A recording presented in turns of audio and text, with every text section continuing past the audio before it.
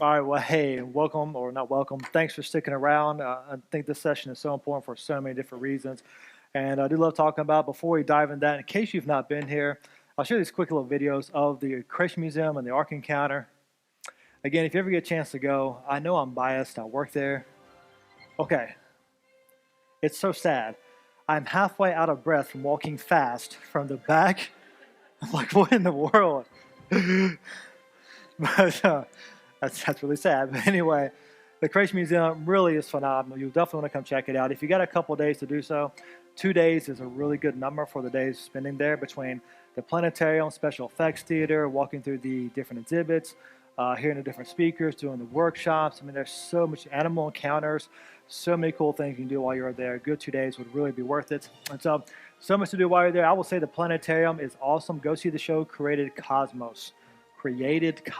It is incredible. I think I've seen it maybe 30 or 50 times, and I still love it. It's so good on so many levels. So you want to definitely check out the whole thing at one point.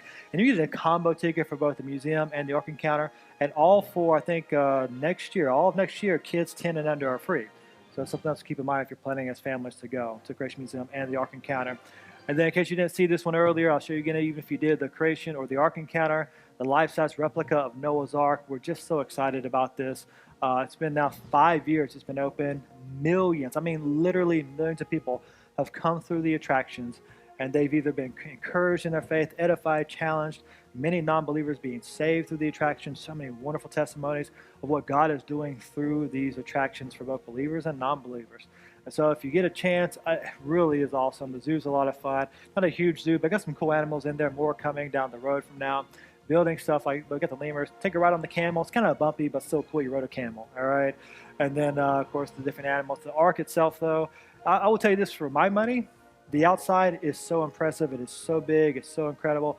But the inside is even more impressive for what I think, because you go inside and it feels even bigger. It goes on just forever. The architecture, the woodwork, the engineering, it is absolutely a marvel. So if you ever get a chance to go to either one of those, I so encourage you to do so. And again, near Christmas time, the gardens are lit up. It is so pretty, so cool to look at, and so festive. So if you get a chance, you'll want to check out both those things, the Creation Museum and the Ark Encounter, and both of those are part of the ministry of Answers in Genesis as a whole.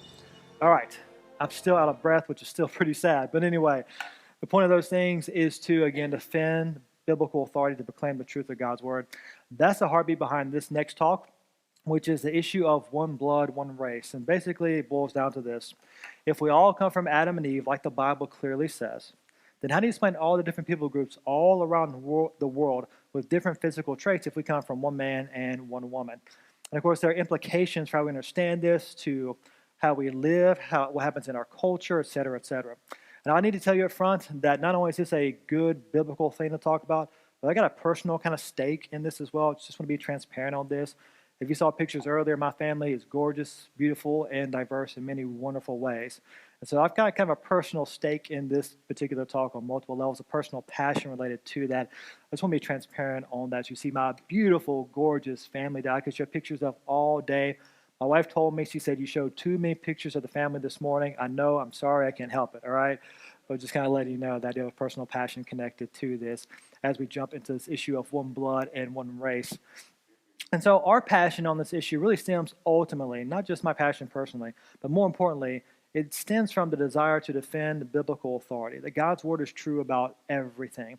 And we want to build our thinking from God's word on the issue of people, and where we understand where they come from, their value, and how that relates to what we do and think in our culture. So our passion, why we care about this, is because it relates to biblical authority. And really how you understand people and where they come from boils down to two worldviews. Either you start with God's word and build your thinking from there, or you're trusting man's ideas, build your thinking from there. Again, those are your two foundational options. God's word versus man's every single time. Where do you put your faith? We all got faith. Where do you put it ultimately? And so within the biblical worldview, well, the Bible's clear we come from Adam and Eve, but according to the secular worldview, well, you got evolution over long periods of time. Life came from non-life billions of years ago. It evolved eventually into some sort of ape-like creature that evolved into us. So according to evolutionary thinking, that is grandpa. And that's grandma. Right? But according to biblical thinking, the Bible is really clear that God made Adam and Eve. And from those first two people comes every person ever. That means, biblically speaking, how many races are there? One, the human race. And again, since we all descend from Adam, that's why we're all sinners by nature and consequently by choice. And we all need saving through the last Adam, Jesus Christ. It's also why you cannot consistently squeeze these ideas together into God's word. They are mutually exclusive. Reminded of the story. I have a little girl went to her daddy one day. She said, "Hey, Daddy, where did people come from?" He said, "Well, honey, God made Adam and Eve, and they had kids, and their kids have kids, and their kids have kids, and eventually you get the human race." He said, "Okay," so she went to her mom. "Mom, where did people come from?"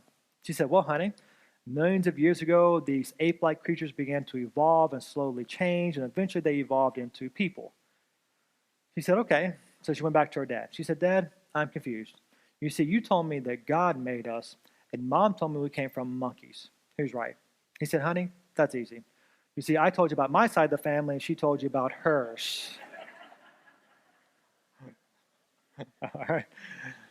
No, you can't squeeze these together, not consistently, all right? And this history that we come from one man and one woman is vitally important because the Bible is very clear that through one man in history came death into the world. Through Adam, all died. We all descend from Adam. We all descend from him. Therefore, we're sinners. We died because of sin. So that in Christ, all who put their faith in him can be saved through the last Adam. So we need the last Adam because we're all sinners descending from the first Adam. There's that clear connection throughout Scripture. The gospel needs both the first and the last Adam. And that's why we get really concerned when we hear certain theological leaders, Christian leaders, who will say stuff like Peter N. says from Biologos, and I'd be very wary of them. Their ideology undermines biblical authority on multiple levels. Peter N., a Christian theologian, said this in his book, The Evolution of Adam, that evolution demands that the special creation of the first Adam, as described in the Bible, is not literal history. But if it's not literal history, why does every biblical author and Jesus himself refer to it as literal history? And if it is literal history, and that's how they refer to it, and if it wasn't really literal history, then they'd all be wrong about history, and Jesus would be wrong about history, and why trust him about anything else? Or this one, from Christianity Today. The cover is The Search for Historical Adam. And look at their Adam. Looks like he could star for an old Geico commercial, doesn't he? All right. So easy a caveman can do it, right? But anyway, and inside they quote multiple Christian leaders who are compromised to one degree or another on this issue. One of those leaders is this Christian Giberson, who said this: "Unfortunately, the concepts of Adam and Eve as the literal first couple and the ancestors of all humans simply do not fit the evidence. No, it doesn't fit a secular interpretation of present-day observations. That's what it doesn't fit." Or maybe you've heard of Dr. William Lane Craig, a very well-known apologist. And he's done some good things in the past defending the resurrection and about that, but he's been way off for a long time on origins, biblical origins, age of the earth, and people, et cetera, et cetera. He's got a new book coming out where he's trying to explain his view of where people came from, and he's kind of having a theistic evolutionist view where maybe God used evolution in some way. That's kind of his view. He had an article that kind of was his preemptive summary of his book that he let out to the public. In the article, he said this, kind of summarizing his view in the book about where people came from. He said, "We may imagine an initial population of hominids." These would be your ape men, these transitions from apes to humans. "These animals that were like human beings in many respects but lacked the capacity for rational thought. Out of this population, God selected two and then furnished them with intellects by renovating their brains and endowing them with rational souls." Sounds just like Genesis 1-11, doesn't it? Like, not even close. Now, he may imagine this, but it's not in the biblical text, which is affirmed throughout the rest of the Bible, and then, of course, Jesus himself. And even though many Christians don't understand why this matters so much, this historicity of Adam and Eve, guys, the atheists, the secularists, they tend to get it really well. I'll give you one quote to kind of drive this point home. But this atheist says, for the American atheist, "No Adam and Eve means no need for Savior. It also means the Bible cannot be trusted as a source of unambiguous literal truth. It is completely unreliable." Why? Watch this. Because it all begins with a myth and builds on that as a basis. No fall of man means no need for atonement and no need for a redeemer. And can I tell you that atheist is theologically correct? He understands the issue very well. The question is, do we and will we stand firm on God's word? Again, both Adams are essential to the gospel of Jesus Christ because the gospel begins in the book of Genesis, not just in Matthew. They're both essential. And so with that in mind, understanding this biblical truth that we all descend from Adam and Eve, then there are particular questions we need to be able to answer in regards to this real history. Questions like this one. Well, if we all come from Adam and Eve, then who did Cain marry? You ever heard that question or thought about that question? Now, don't be afraid. It's a good question. It's a logical, rational question. If you never thought of the question, here's the question. So you got Adam and Eve, and then in the summary of biblical history in Genesis chapters 1, 2, 3, and then 4, Adam and Eve have Cain and Abel, later on many other kids, but Cain and Abel. And it says, of course, Cain kills Abel. And then in Genesis 4, Cain is kicked out of the garden. It says Cain went away from the garden, and he knew his wife. Start doing some basic math. Adam, Eve, Cain, Abel. Who did he marry? That's the question. It's been around for a very long time. This question was asked of William Jennings Bryan from the famous Scopes monkey trial down in Dayton, Tennessee, not far down the road from here. I went to Bryan College, by the way, so we knew a lot about William Jennings Bryan. And basically, at this famous trial, William Jennings Bryan was tricked into getting onto the stand by Clarence Darrow, the atheist lawyer, basically. And when he's on the stand, Darrow asked him many questions about the Bible's history that he could not answer. One of those questions was this. He said, where did Cain get his wife? And Bryan did not have an answer. And actually, before we pick on Bryan too much, most Christians today could not answer that question. I myself couldn't answer for a long time until really God got a hold of me on this. But I want to show you how people try to respond to it and then the implications from that response. I want to show you a clip of a guy who at least he represents Christianity to a watching world. I want you to hear his response to this question and think about the implications of this response. Here you go. If God created Adam and Eve and they had Cain and Abel, with who, that should be with whom, exactly did Cain and Abel create children with? In other words, how did Adam and Eve's kids have kids? Whoa. That just blew your mind. I didn't get it. How did Adam and Eve have kids? No, how did their kids have? If they had Cain and Abel, right? And no girls. Okay. You know what? That's a good question. It's a great question. You know what? I think I'm going to have to call the Pope on this one. Uh-oh. Are you doubting your faith now? You are. We go to the Pope line. Lifeline. You know, there's this is an embarrassing moment for me. This is a tough moment. This is a tough question. It's a serious biblical question. Absolutely. I should be able to answer it like this. Come on. The fact is that, we don't know exactly how things happened. It's like, did Adam have a belly button? That's a whole other question. Sure. I don't know, quite honestly. But what we do know is that from individuals who decided that they did or did not want to follow the will of God came the rest of us. And Adam and Eve decided, you know what, we're not going to follow God. We want to do things our own way, and that's what we do so often in our lives. And I think the great lesson here is not whether or not Adam and Eve had belly buttons, and not whether exactly how it all happened, but rather, what can we learn? What can we learn? You guys are laughing because you're not answering the question. You're so avoiding the question. Like, he knows he's not answering the question. He admits that, basically. And can I summarize what he basically just said? I don't know the answer to that good, logical, rational question, but don't worry about it. Just trust in Jesus. But again, if you cannot believe the Bible is clear history, why trust it about anything else? And notice who put up this video? Atheist media. They understand this is a great way to undermine biblical authority by attacking this history.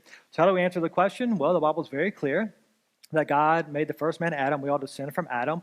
Eve is the mother of all the living. Acts 17:26 says we are all of one blood. So if you read through Genesis chapter 4 and you're trying to figure out who did Cain marry, there's a great biblical principle. And that's this, that the best commentary on the Bible is the Bible. Now in this case, if you just flip the page to Genesis chapter 5, you'll find the answer to your question as to who did Cain marry. Go to Genesis chapter 5, verse 4, it tells us this. Adam and Eve lived for a very long time. They had many sons and daughters. Jewish tradition says Adam and Eve had 33 sons and 23 daughters, 56 kids. It was the first homeschool. Like literally, okay? We're homeschooling, I can say that. That's okay, all right? But that would mean originally, brothers married sisters. And all the girls said, ew, right? That's okay. That's the right response today. But that leaves a very practical question. Can you marry your relative? Yes, no, probably, only after counseling. The answer is actually yes. Now, before you say you're from Kentucky, I knew it. Hold up, okay? I grew up in North Carolina, A, or B. A. And then also, secondly, think about it. You have to marry a relative. If you don't marry a relative, you're not marrying a human, because we're all related back to Adam, all right? And so if you think about it, if you look at the biblical text, it was perfectly fine to marry a close relative for the first 2,500 years of creation. Not until the book of Leviticus, in the time of Moses, where God steps in and says, you shall no longer marry a close relative. First 2,500 years of creation, no problem to marry a close relative. Abraham was married to his half-sister. That wasn't a problem. Adam was married to his rib. And people would say, okay, but why is it okay to marry a close relative for the first 2,500 years and then not okay after that? Well, the answer in a word is sin. Sin changed everything, and it wrecked everything. There are many consequences from that sin. When Adam and Eve sinned, that brought death and the curse into this world, bringing bloodshed and mutations into this world. And to fully understand this, I need you to think a particular way. I need you to think poodle. Why? Because poodles are messed up. Just look at it. Okay. Poodles have lots of things called mutations in their DNA. Mutations mess stuff up, as you can see by looking at the poodle. And then actually, picking on poodles, but we, like poodles, have mutations in our DNA as well, and they accumulate more and more generation after generation. It's called genetic load, and it's a really big problem within our genome. They're accumulating really, really quickly. On average, kids have about 100 more mutations than their parents do. These aren't the good type of mutations you see in the movies, like in X-Men, where you develop some new supernatural ability. No, these are bad mutations that break stuff and lead to deformities and broken things from the inside out. They're typically very, very bad. And so the reason we don't marry a close relative today is because if you marry a close relative today, you most likely have very similar genetic codes. In those similar genetic codes, most likely are very similar mutations in those genetic codes. So if you marry a close relative today, and you guys have a child, and you both pass on a copy of the same mutation to that child, it's likely the child is born with a birth defect. So today we marry someone further away in relation to us, so we get a good gene to mask a bad gene, therefore the birth defect does not present itself. That's why genetically, biologically, you don't marry a close relative today. And of course, this has been the norm for quite a while now, so now it's really just kind of tabooed to think about marrying a very close relative, and we rightly say, ooh, today. So that's why I don't marry a close relative today, genetically, biologically. But think about this. Biblically, originally, this was not a problem. If you go back to Adam and Eve, when God made them, it was a perfect world, perfect environment. They were genetically perfect, pre-programmed from the hand of God. No mutations in their genome. Perfection. What did they look like? Adam had to be 6'3" and ripped, right? And what about Eve? What did she look like? What could they do musically, intellectually, philosophically, mathematically? Guys, really, in a sense, they were probably some of the best humans ever. You see, I think oftentimes we think we're the best humans ever, but that's really based on evolutionary ideology. We think we're getting better over time. In reality, I got some bad news. We're probably the worst humans ever, genetically speaking. Because what are we in a fallen world? We are genetically speaking, we're a copy of a copy of a copy of a copy of a copy of a copy of a copy of a copy of a copy of a copy of a copy of a copy, etc. What happens when you make copies of copies? Do they get worse or better over time? They get worse. Now, of course, today we have many benefits of accumulated technology and knowledge, where we get really cool advances in smartphones and laptops and different things, and medicines help us to live longer, and these things can think for us. Amen. I joke with people, I've got a photographic memory. If I want to remember something, I take a picture with my phone, and then I might remember it, all right? That's what I use. And so these things help us, but genetically speaking, we are accumulating mutations in our genome. It's a really big problem. But again, these mutations were not there originally. And then even after Adam and Eve sinned, that brought the curse into this world. Mutations would have started at that particular point, but they would have been very few in number. And it's not until thousands of years later, with thousands of accumulated mutations later, does God step in and say, you shall no longer marry a close relative. And this makes really good sense biblically, biologically, genetically. Not hard to answer if we start from God's word. And some would say, okay, well then that makes sense, but then wait a minute. What about the bigger question? How do we explain all these different people groups all around the world with different physical traits if we all come from one man and one woman? And there's a really beautiful, glorious, awesome answer to that we will get to towards the end of the talk. So we're going to end on a really high note. All right, don't worry about that. We're going to get there. But before we look at the biblical explanation, let's look at the evolutionary explanation for these different people groups around the world. Why? Because ideas have consequences. Bad ideas have victims. And guys, anytime Christians compromise with the secular thinking of our day, it undermines God's word, and that leads to brokenness and victims in many cases. And we'll see that kind of flesh out over time as we go through this particular part of the presentation. So let's look at the evolutionary explanation for the variations of people we live in today and the consequences of that sort of thinking applied in our culture over the past couple hundred years. So in the evolutionary worldview, life came from non-life billions of years ago, evolved by random chance processes over long periods of time, eventually, accidentally, evolved into people from a common ape-like ancestor. And so if this were true, then it would make sense that some people are more evolved than others. And that's what Darwin concluded in his book, the follow-up to his book, The Origin of Species, the book called The Descent of Man, where he applied natural selection to humanity. And in that book, Darwin argued this. He said, at some future period, the civilized races of man will most certainly exterminate and replace the savage races of man throughout the world. Now, before I show you, who do you think Darwin thought were the civilized races of men? Yeah, European Caucasians, those who looked like him. Who were the savages? Basically anybody else in descending order. But yes, those were darker toned skin were at the bottom for sure in his ideology. So according to Darwin, this is your progression of evolution. You have the Australoids, who were the least evolved, very close to the apes, and then you had the Negroids and then the Mongoloids and Caucasoids at the top. And he hoped that one day the superior races would take over and defeat those savage races so we could evolve to the next level. This is Darwinian evolution. By the way, Darwin was a staunch racist and also very sexist. One has to wonder, why hasn't Darwin been canceled? Interesting. But anyway, that's a different topic for a different time, all right? And let me be clear about something before we dive into this. Did evolution cause or invent racism? What's the answer? No. What's the cause of racism? In a word, it is sin.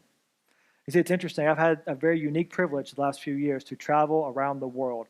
I've seen many beautiful things around the world, no doubt. But I've seen many ugly things around the world. One of those things is this.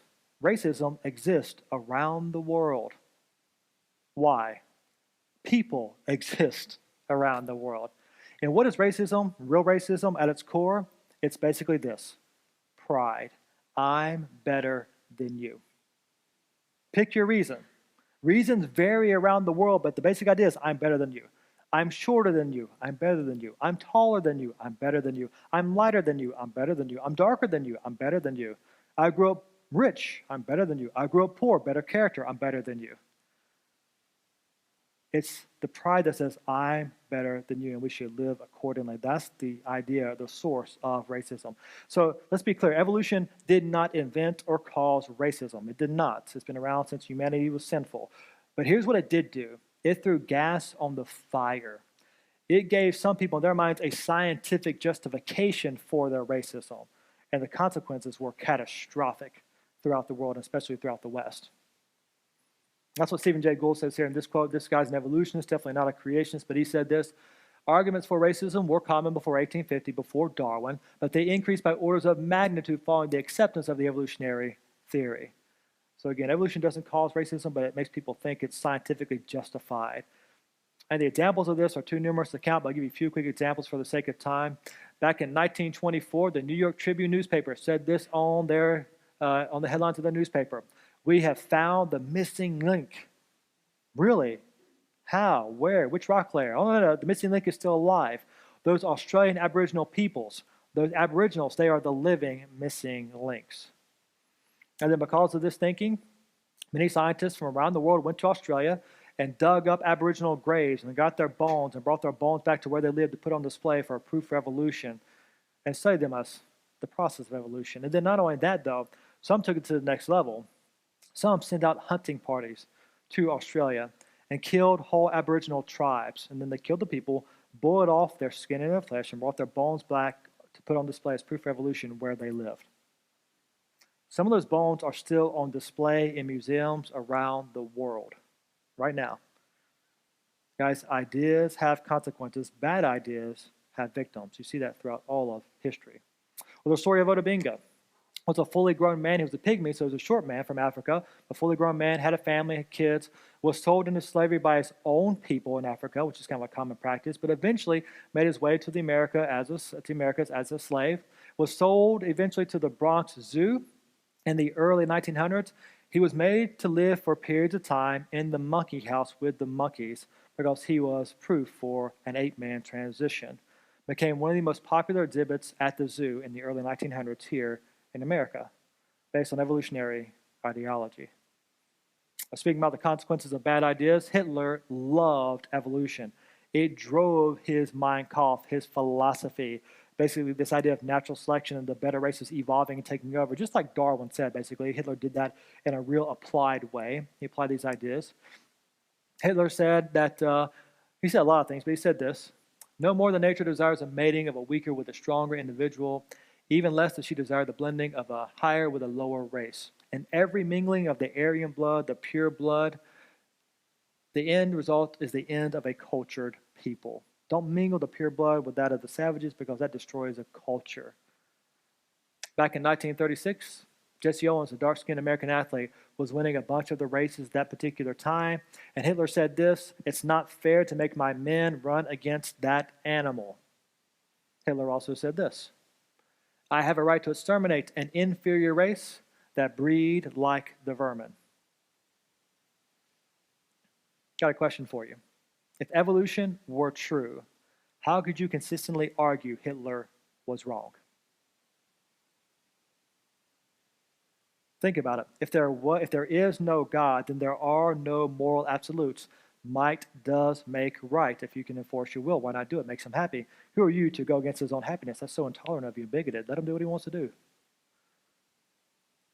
And then also think about, if evolution were true, then some people should be more evolved than others, right? And I dare say if you could talk to Hitler, he would probably tell you he was doing humanity a favor, getting rid of those weaker races so we could evolve to the next level. Now, Hitler was dead wrong.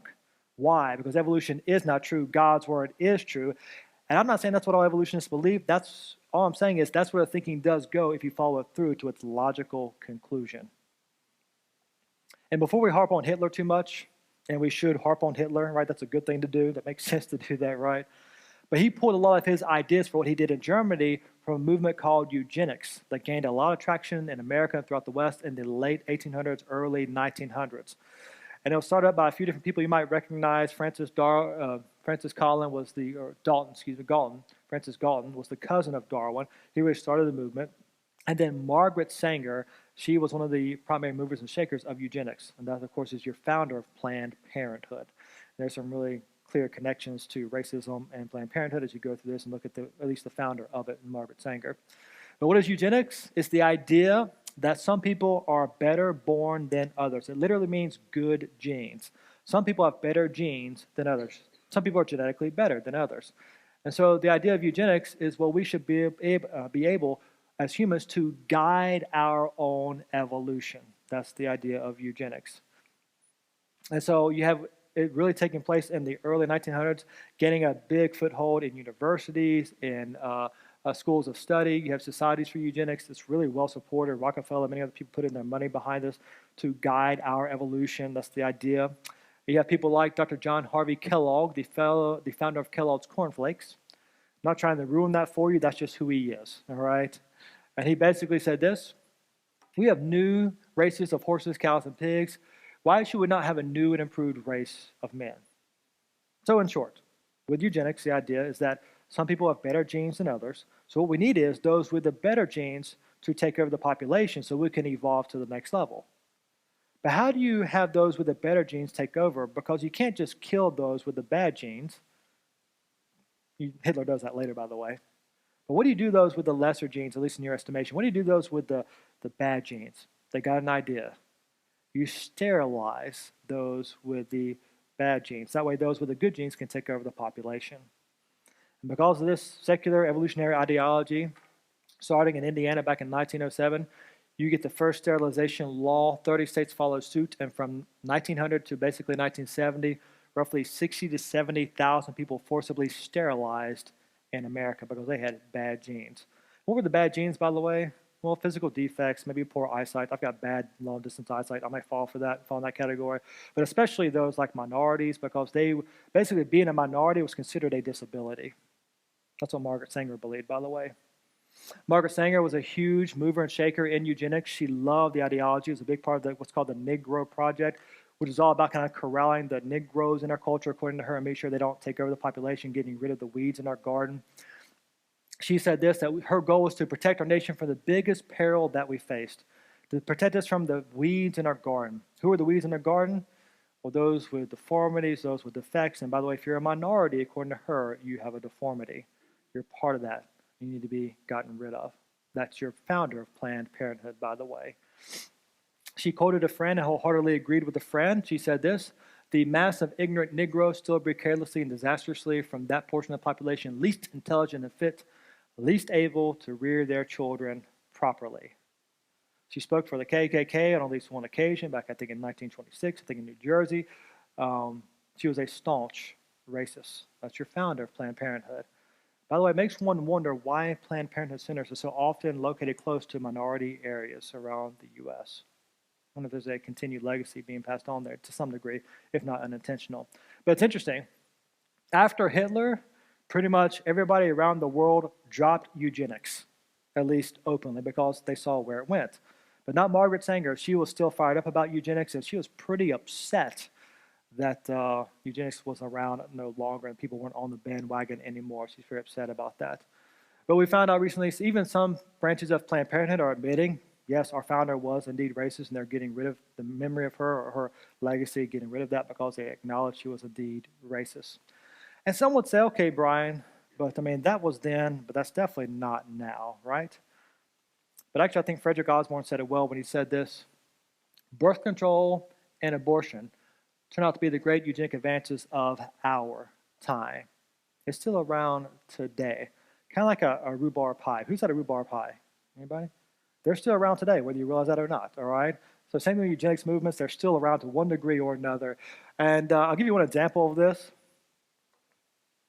Over in Iceland a few years ago, there was this media blitz about how Iceland had become the first country to get rid of Down syndrome. And so it was gaining so much traction in the media. People were heralding this as some amazing scientific breakthrough. And people were wondering, how did they do it? How did they get rid of Down syndrome in Iceland? Well, here's what they did. They did these prenatal checks, and they checked the baby in the womb. And when they found out through the sonograms the baby in the womb had Down syndrome, they murdered the baby in the womb before it was born. Therefore, no babies were born with Down syndrome. But they were killed in the womb before they had a chance to live.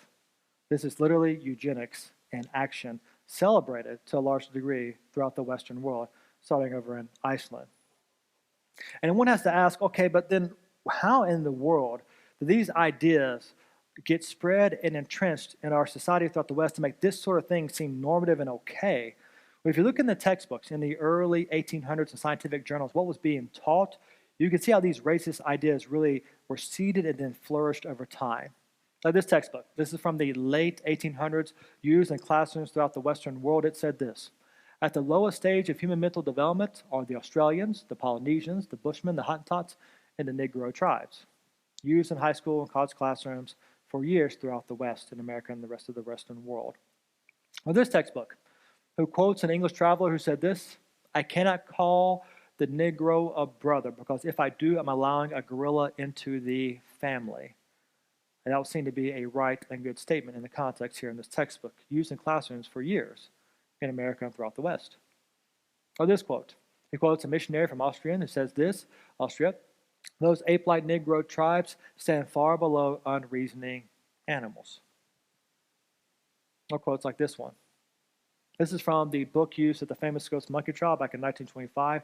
This was a textbook that was kind of being fought over, in a sense, in that trial. But it says this in that textbook from 1925. At the present time, there exist upon the earth 5 races of man, the highest type of all. What do you bet that it is? The Caucasians, represented by the civilized white inhabitants of Europe and America. These ideas have been around for quite a while. And I don't think I'm that old. I'm 44, old to some, young to others. I get that, all right. But I remember I graduated high school back in 1995. When I was in middle school and high school, in my textbooks, I saw charts like this all the time. There were different racial groups presented. You had things like the Caucasoids and then the Mongoloids. You had things like the Negroids and the Australoids and stuff like that. 4, sometimes maybe 5 groups. The ideas that are really racist at their core, based on secular evolutionary ideology, have been permeating our textbooks for a very long time in our culture in different ways. But here's the amazing thing. With the more we have advances in science and genetics, the more even secular scientists are saying these sorts of ideas are absolute garbage. A few examples of that. This is great to see. Dr. Venter was the lead man on putting together the first draft of the human genome back in the year 2000. He's, as far as I know, a well-known atheist, definitely not a believer. And then back in 2000, this was the first time they're putting together the draft of the genome. It took a lot of work, a lot of manpower, a lot of intellect. They spent a lot of time and money to do it. And they finally got it done, the first draft of the human genome. And once they got it done, they discovered something that blew their expectations and blew their mind. So they got together a big press conference to make their grand revelation. They said this: based on our understanding of the human genome, what we see now before us, it's become apparent there's actually just one race, the human race. Welcome to Genesis chapter 1. I could save you a whole lot of money and a whole lot of time if you just read your Bible.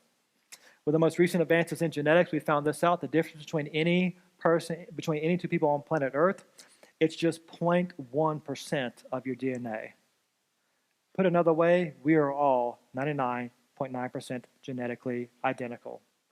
Think about that. Me, any of you, someone in Australia, someone in Japan, someone in Malaysia, someone in Canada, someone in Latin America, we are all literally, genetically speaking, 99.9% genetically identical. Guys, there is just one race, the human race. And that lack of variation shows we've not been around that long, as the Bible clearly implies. And the different finds like this, the more we see these different sort of finds, even the more secular scientists are saying stuff like this. The more we study the human genome, the more we realize that those labels used to distinguish people by race have little or no biological meaning. Different cultures? Sure, absolutely. But there is just one race, the human race. And even the secularists are understanding this today. And to that I say, amen, hallelujah, praise the Lord. We should throw the term racist in the trash where it belongs. So it's a great thing to see. I'm glad that's happening. But here's my question to us and my challenge to us. Guys, why didn't the church lead this charge? Now, don't misunderstand. It was basically Christians within the Christian worldview who led the abolition of slavery throughout America and throughout the Western world. So Christians did lead that, rooted in a right understanding of who we are, made in God's image. So Christians led that charge, but here's my bigger point. Why didn't the church as a whole throughout America and throughout the Western world stand up a long time ago against ideas like slavery and different races and say, no, that stuff, that's garbage. God's word is clear. God made Adam and Eve, and from those two people comes every person ever. Therefore, every single person, no matter where they come from, their skin shade, their eye shape, their culture, their accent, their language, every person has equal, indelible value because they're made in the image of the living God. The Bible's clear on that. And also, by the way, since we all descend from Adam, we're all sinners, and we all need saving through the last Adam, Jesus Christ. No matter who you are, where you come from, what your skin shade is, you descend from Adam, you need salvation through the last Adam. Repent, put your faith in him. Why didn't the church lead that charge? You know why? I think 2 major reasons. Here's the first. Many Christians, late 1800s, early 1900s, mid 1900s, etc., I think many Christians compromised. Yeah, maybe God used evolution. Maybe this is just how God did it. Maybe some people are more evolved than others. That's just how he wants it to be, and we need these different borders. That's how God wants it to be, and maybe they're trying to squeeze in evolutionary ideas into God's word. So they compromised, agreed, and just went along with the secular ideology. I think that was some. I think the bigger problem was this. I think many Christians, they said, you know what? I don't agree with what's happening out there in the secular culture and these ideas, but I tell you what, I have no idea how to respond to that biblically, so here's what I'm going to do. I'm going to stay over here in my Christian bubble, with my Christian friends and family, you secularists, you can have the culture, do with it what you will, and you see the results. And dear friends, we need to realize something. We will never influence this culture for Christ by abandoning God's word or abandoning the culture. Rather, we stand on God's word and engage this culture by standing on that foundation and using that to give answers, to proclaim the answer, Jesus Christ. Let's learn a lesson from generations past. Let us engage by standing boldly on God's word, lovingly, yes, but also boldly, candidly, clearly, confidently, to proclaim the truth of Christ to every descendant of Adam. Let's not make the same mistake of generations past who have disengaged or compromised God's word. And with all that being said, what is the biblical answer to these sorts of things? And you realize this is an amazing truth. I love this. We don't tend to think about it in these terms. But did you realize that we as Christians, we are the only ones who have the real answer to racism? Did you realize that? In our culture right now, especially in America, with the critical race ideology kind of permeating our culture, which is basically rooted in Marxism, by the way, definitely not a Christian ideology. Don't try to squeeze it in. But people are clamoring for some sort of answer to racism. Where's it at? Is it political? Is it some sort of community thing? How can we have an answer to racism? Only the biblical worldview has the answer to racism. Did you realize that? We've got it. What are we going to do with it? Because only within the biblical worldview can we declare unequivocally that every person, no matter where they come from, their skin shade, what they look like, how they sound, has equal, inherent, indelible value because they're made in the image of God. Only the biblical worldview can tell us that we should treat each person with impartial love because we're made in God's image. That makes sense only in the biblical worldview. Only the biblical worldview can tell us where racism came from. It comes from sin. And it tells us why it's wrong. It goes against God's created order that we're all made in God's image. Only the biblical worldview gives us racism cure. What's the cure to racism? A changed heart through the gospel of Jesus Christ, who changes our thinking to see the world correctly through the lens of Scripture by the power of His Holy Spirit indwelling in us. The answer is the gospel. Guys, we have the answer to racism. The question is, what are we going to do with it? If we stand on God's word, we can proclaim this answer that gets to the answer of Jesus Christ that every descendant of Adam needs. By standing on God's word, understanding this truth, we give answers to proclaim the answer because both Adams are essential to the gospel. And then understanding all this, what's the answer to this question we started with? If we all come from Adam and Eve, how do you explain all these different physical traits if we come from one man and one woman? We'll just stick with one trait for the sake of time. How do we explain different shades of skin if we come from one man and one woman? And by the way, it's shades, not colors. Because think about it. As you look at this picture, are we really red, yellow, black, and white like the kids' song says? Here's my question to you. This question scares people half to death today. But guys, am I white? I'll clarify. Am I white like the background around my face in this picture? No. If I'm this color white, call an ambulance. Right? I'm a lighter shade of brown. I tan pretty easy, become a darker shade of brown in the summer. The guy labeled black, guess what? He's not black. He's a darker shade of brown. Scientifically, biologically, genetically speaking, we're all the same color, brown. We're just different shades. It's mostly based on a pigment called melanin. It's a brown pigment in your skin. If you got more of that pigment, you're a darker shade brown. Less of that pigment, you're a lighter shade brown. We're all the same color, just different shades. How cool is that? It's kind of like when you decide you're going to paint that spare bedroom at the house, you're going to paint the spare bedroom, you're going to paint it blue, let's say. You decide blue. So you and your wife, you go to the Home Depot to pick out, a blue paint to paint the room. And you get to the paint section, and you go to the blue section, and you get there, and there are 4,000 shades of blue. You know what I'm talking about? And then you have a hard time picking. Then you say, honey, pick one. What do you want? And you just roll with that, all right? That's the wise thing to do, fellas. But anyway, so many different variations in shades, but the same color. Same thing with our skin shades. One color, many different shades. And some would say, okay, well, that seems to make sense, but then wait a minute, Brian, then how come certain groups only produce one particular shade today? Like lighter shades make lighter shades, and darker shades make darker shades. Why does that happen? Well, to explain that, scientifically, we need an event in human history where the human gene pool got split up into isolated genetic pools in different places. In those isolated genetic pools in different places, different physical traits become dominant and take over the population over time. Do we remember that biblical event in human history where the human gene pool got split up into isolated genetic pools? Answer will be Tower of Babel. At that particular time, God spread humanity out all over the globe because of their sinfulness. He spreads them out all over the place, giving these groups brand new languages. This creates isolated genetic pools in different places where different traits become dominant, take over the population. And this is really easy to understand scientifically and genetically. And these groups are isolated for at least two major reasons. They're isolated geographically because they've been moved or they moved to a new area, and there are no planes, trains, or automobiles. You're going to stay in that one particular area. And then they're isolated, maybe more importantly, linguistically. You just got a brand new language. You'll stick with the people who understand what you are saying. Stay in that one particular group. This creates isolated genetic pools all around the world. Different traits become dominant and get passed down from one generation to another in different areas. And guys, this is truly genetics 101. Not hard scientifically, genetically, or biologically to understand. This explains so-called skin shades, so-called eye shapes. By the way, those aren't different shaped eyes. Same shaped eyes, different layers of fat above or below the eyelids, but same shaped eyes at a foundational level. Explains all of that very easily from a foundational, biological, genetic, biblical level. And then other areas of science and genetics are confirming this real history. For example, looking at the genome, scientists realized a few years ago, they said it looks like the human genome began to rapidly diversify less than 5,000 years ago. Tower of Babel, roughly 4,300 years ago. They also noted that the human genome is getting worse over time, not better. That's expected in the biblical worldview, not in the evolutionary one. And then also, this is really cool.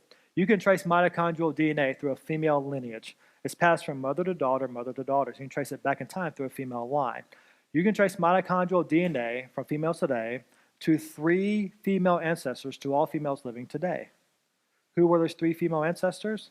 They were the wives of Noah's sons. And then you can trace those 3 female ancestors to one common female ancestor to all females living today. Who, if you assume that humans are only related to humans, this common female ancestor to all females living today lived roughly 6,000 years ago. You do the same thing with the Y chromosome in males to a common male ancestor living roughly 6,000 years ago. Guys, real science, real genetics confirms the Bible again and again and again and again. So it leads to some very practical questions. People say, okay, but if that's the case, then what shade were Adam and Eve? By the way, can I encourage you on this as you kind of work through this with different people? If you will change your language, it'll lead to some very good, hopefully gospel-centered conversations, all right? We're different shades, not different colors. Different people groups, not different races. By the way, technically, we're all colored. If you're not colored, you're dead, okay? And then we're all related, just not closely related in some cases, but we all go back to Adam. Therefore, it's just one big human family at that particular level. So change your language. It'll lead to some good gospel conversations on this. But what shade were Adam and Eve? Well, most likely, they were not all little A's and little B's, light shaded, scientifically, genetically speaking. They weren't all big A's and big B's, very dark shaded. Most likely, they were a nice middle brown, like the majority of the world's population today. And guys, it would make sense that God put inside of Adam and Eve the genetic information necessary to produce multiple variations, even in one generation. And if they really did have 56 kids, how fun would this be? They would never know what they're going to get next. That'd be so cool on so many levels. And some would say, okay, Brian, that seems neat, but is that even physically possible? Absolutely. We still see this today when the genetic information is available from the parents. A few examples of that. Here's a set of biological twins. You heard me correctly, biological twins. The mother Jamaican, the father German. Now, I had a student one time ask me if those are identical twins. I just let it go, all right? Let it go. Sometimes that is best, all right? Another set of biological twins, beautiful variation in one generation. Look at these twins from these parents, beautiful variation in one generation. Notice the parents are nice middle brown like the majority of the world's population today, and probably similar to Adam and Eve at that skin shade level. Here they are just a bit older. Here are 2 sets of twins from the same parents, 2 times over. Notice the wonderful variation in one generation of both sets of twins. Here's a set of twins I met at the Christian Museum after giving this particular talk. Lots of variation between those two, although they're biological twins. And speaking of variation, look at these Aboriginal people. That is their real hair. Red, blonde, wavy hair. Now, they look like they're about to slap somebody for taking their picture, and that's not the point of the picture, but the point is the variation that's available when it's available from the parents. And so there are tons of variations possible, genetically speaking, but here's the major point. The facts show us there are differences among us, that is true, but they stem from culture, not race. There is just one race, the human race. And I think it's about time we get our thinking in line with this, both biblically, biologically, and even with our kids' songs. We do this in our house. I change it at least when I sing this song to my kids. Jesus loves the little children, all the children of the world, red, yellow, black, and white. Now let's make it biblically, biologically correct. How about shades of brown, dark to light? They are precious in His sight. Biblically and biologically correct. And then other areas of history confirm this history of the Tower of Babel. For example, of the thousands of languages we see in the world today, most language experts agree can trace all those languages back to around originally 80 to 90 original root family languages from which they diversified over time. 80 or 90 fits well the number of families that were dispersed at the time of Tower of Babel, according to Genesis 10 and 11. And as they spread out all over the world, they took with them their brand new languages and their building projects. This is why all over the world we find these very similar objects, these pyramids, these ziggurats, these mounds, literally everywhere. It's almost as if humanity got together, got the same idea, and then spread out and built their own version of it in different places. These things are literally all over the place. Here's me by Monk's Mound outside of St. Louis. They're just all over the world. This explains over the 300 flood legends all around the world. That's not a whole lot like Genesis. It also explains how if people groups have kept a good track of their genealogies or family trees back in time, they can typically trace their family tree back to one of Noah's sons. Thus back to Noah, thus biblically back to Adam directly through that biblical genealogy. A few examples of that. The Irish, they can trace their family tree back to Noah's son Japheth, thus back to Noah himself. The Miao people of China, I love this one, they trace their family tree back to Noah, which is impressive, right? But then they take it to a whole nother level. They trace their family tree all the way back to dirt. They're as old as dirt, which I love. But seems to have a biblical reference because Adam was made from the dirt. You see that biblical connection most likely. And again, as we stand on God's word, we have answers on so many levels, and we use all these answers to get to the answer, Jesus Christ, the only real answer to racism. And as we wrap this up, just a couple practical things to think about. Well, if we are just one race, then what about this particular question? What about interracial marriage? Biblically speaking, no such thing, biologically speaking, as interracial marriage. Some might push back and say, but wait a minute, what about Corinthians where it says don't be unequally yoked? That's true. With who? Unbelievers. You see, biological fact, there is just one race, the human race. Spiritual fact, there are two spiritual races. The difference between the two spiritual races, the direction in which they are racing. Those in Christ are racing towards the light. Those rejecting Christ, they're in darkness, running towards the darkness. And guys, God's prohibition against interracial marriage in the Bible has always been spiritual, even in the Old Testament. You say, really? It's pretty cool. You go back and look. Two examples very quickly. You look at Rahab. She was a Canaanite, and she married an Israelite, and it wasn't a problem.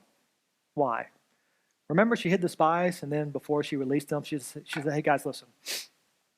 You guys, your God, He's the one true God. And He's going to give you victory because He's God. We can't stop you. So when He gives you victory, will you spare me and my family because I believe in your God. I'm trusting you, saving you. She believed in their God, same spiritual race. And then Ruth was a Moabite, detested by the Israelites. And she married Boaz, an Israelite, and it was not a problem. Why? Remember what she told Naomi, her mother-in-law, going back to the promised land? She said, your people will be my people, and your God will be my God. And her actions showed that to be her true faith in the one true and living God. And by the way, both these women are the lineage of a very important person. Jesus Christ. A Savior for all people, all descendants of Adam who repent and put their faith in the last Adam, Jesus Christ. So you kind of put all that together. Which one of these impending marriages does the Bible say don't do? Is it this one, non-Christian, non-Christian? Is it this one, Christian and Christian? Or is it the last one, non-Christian and Christian? The answer is the last one, exactly. As we think about all these things, whether it's about defining marriage and who we marry, think about how we engage the culture on these issues, and how we give the answer to racism through the gospel of Jesus Christ, we should be getting our eyes off the physical, off the things of the world, all things like hair color, so-called eye shape and skin shades, etc., but getting our eyes on what really does matter. The fact that we are all made in the image of the living God, that we're all broken by sin because we descend from Adam. We all need saving through the last Adam, Jesus Christ. Guys, bear this in mind. Every person you meet, no matter where they come from, what they look like, every person has an eternal soul that will spend forever somewhere. You ever thought about it like that? We all live forever. That's not the question. The question is where?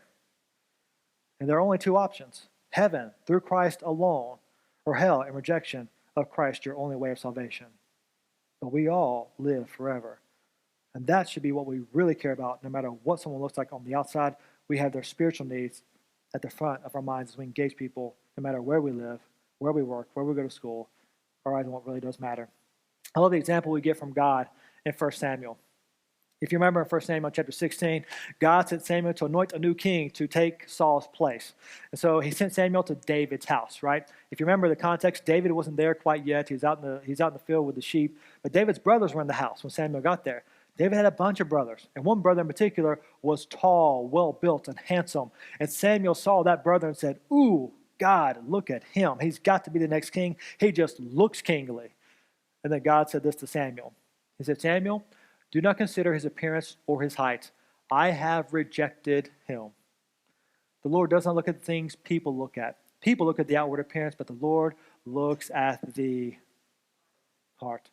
And may we follow our God and do the same as well. When we look at the heart, the eternal state, and focus on giving answers to get to the answer, Jesus Christ, because we all need salvation through the last Adam, Jesus Christ. And again, that's what this is all about.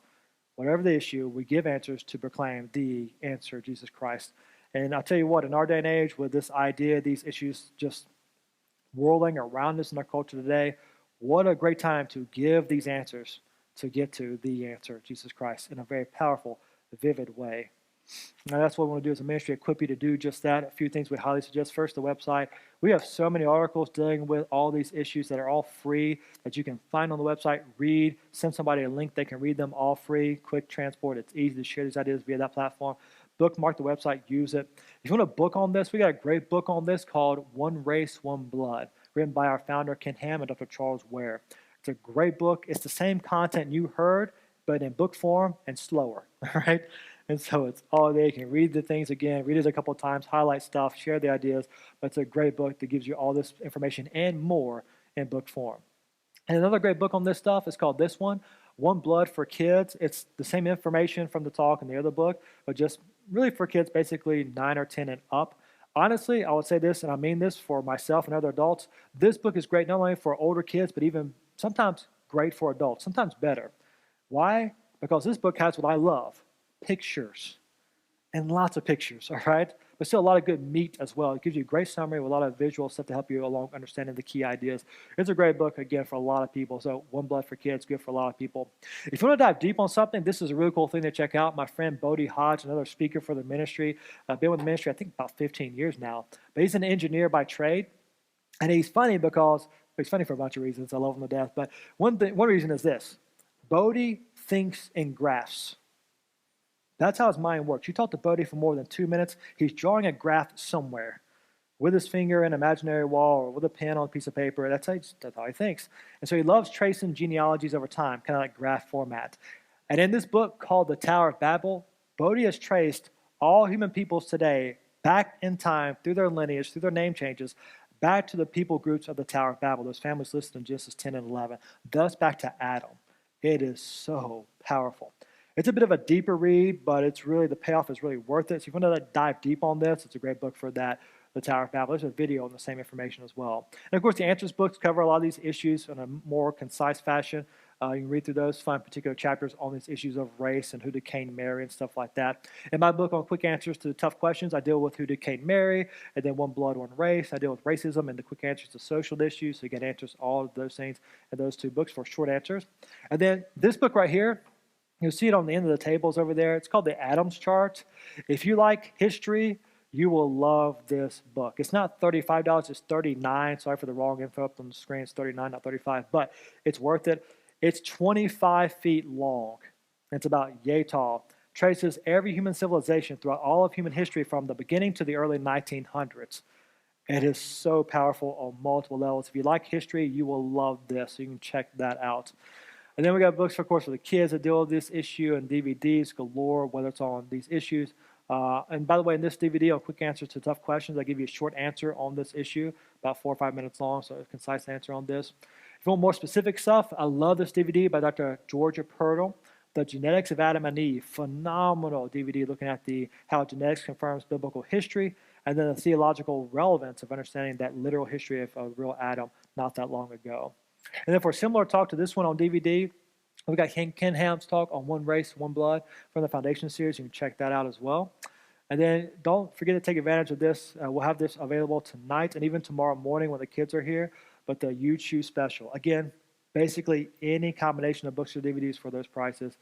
The magazine deals with stuff quite often. Check that out as well. Answers.tv, tons of videos on Answers.tv on this whole issue. And then you can sign up for our newsletter if you want to on Answers right here, AnswersInsider.com. Our newsletter comes out monthly. Keep up with that on Answers.tv. And if you've got any questions, feel free to come ask those questions. Again, I love to just talk and chat and hang out, especially here in this area so much. It's so good on so many levels. So come on and talk if you got any questions about anything. If you do think of something, a couple days down the road, weeks down the road, you can find me on Facebook in particular. Feel free to send me a message. I'll be glad to respond and help in any way that I can. But the point of all these things is to defend the faith. And I want to end with a quote that I think kind of summarizes well kind of all the stuff we've been talking about today. And it's a quote from a hymn writer.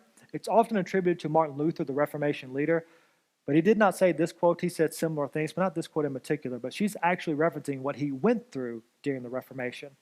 I think the hymn writer summarizes it well when the hymn writer says this: "If I profess with the loudest voice and clearest exposition every portion of the truth of God, except precisely that little point which the world and the devil are at that moment attacking, I am not confessing Christ, however boldly I may be professing Christ." Watch this. "Wherever the battle rages," guys, wherever the battle rages, it is there the loyalty of the soldier is proved. And to be steady on all the battlefield besides is mere flight and disgrace if he flinches at that one point. Let us recognize where the battle is taking place today. Let us not flinch, but rather let us stand on God's word, defending the faith for his glory, our good. Amen? Let me close this in a word of prayer. Heavenly Father, God, we love you. We praise you. We exalt you. We revel in the fact that you made Adam and Eve, and from those first two people comes everyone. You show great wisdom and power and glory in creating such diversity, but we're all made in your image, according to your word. We all descend from Adam, so we need saving through the last Adam, Jesus Christ. And God, may that be the focus of our lives as Christians, as we stand on your word. May we take the answer of your word, the answers that we find in your word. May we give those answers. May we engage our culture by standing on your word. May we not flinch where the battle is most fierce today. Rather, may we stand boldly and equip our kids and our grandkids and those under our care to stand boldly, to be the salt and light you've made us to be, not to look good, not to commend ourselves, but rather to proclaim your truth, that your gospel may go forth, that you, God, might be glorified through your truth and through your gospel as it works in the hearts and lives of those around us to change them from the inside out and to mold them to the image of Christ for the glory of God and our eternal good. That may we stand out of love for you, out of obedience to you, and out of joy and submission to the King of Kings and the Lord of Lords, who is worthy of all praise, worship. We pray in your name, Lord Jesus. Amen.